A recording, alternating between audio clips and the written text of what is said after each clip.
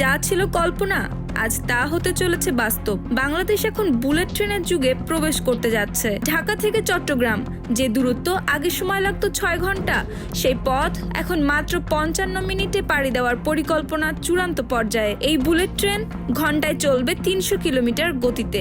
প্রতিদিন গড়ে 500 যাত্রী পরিবহন করবে এই অত্যাধুনিক রেল। এখন প্রশ্ন, এই যুগান্তকারী পদক্ষেপ কে এনেছে বাংলাদেশে? চীনের প্রস্তাব ছিল আগেই, তবে ভারতের স্বার্থ রক্ষায় আগের সরকার প্রধান শেখ হাসিনা সেই প্রস্তাব আটকে দেন। কিন্তু সময় বদলেছে, বাংলাদেশ এখন আর পেছনে নেই। এই প্রকল্পে থাকছে 6টি স্টেশন: ঢাকা, নারায়ণগঞ্জ, কুমিল্লা, ফেনী, পাহাড়তলী এবং চট্টগ্রাম। যদি প্রতিটি স্টেশনে 3 মিনিট করে থামে, তাহলে ট্রেনের যাত্রার মোট সময় হবে 73 মিনিট, অথবা স্টপলেস রানে মাত্র 55 মিনিটে পৌঁছে যাবে গন্তব্যে। 2017 সালের মার্চে অনুমোদন পায় এই স্বপ্নের প্রকল্প।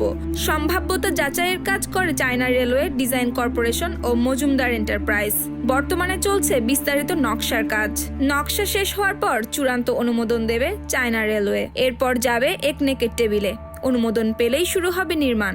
এই প্রকল্প বাস্তবায়নে বর্তমানে রেলপথ 94 কিলোমিটার কমিয়ে নতুন পথ তৈরি হবে মাত্র 227 কিলোমিটার। নতুন পথ হবে সরাসরি ঢাকা থেকে নারায়ণগঞ্জ, কুমিল্লা হয়ে চট্টগ্রাম। সময়ের সাথে সাথে কমবে দূরত্ব। এই অত্যাধুনিক যাত্রার জন্য ভাড়া নির্ধারণ করা হয়েছে প্রায় 2000 টাকা। প্রযুক্তি, আরাম ও গতি সব মিলিয়ে এক নতুন অভিজ্ঞতা। প্রশ্ন উঠতে পারে, এই বুলেট ট্রেন কি শুধুই গতির প্রতীক, নাকি এটি বাংলাদেশের ভবিষ্যতের রূপ?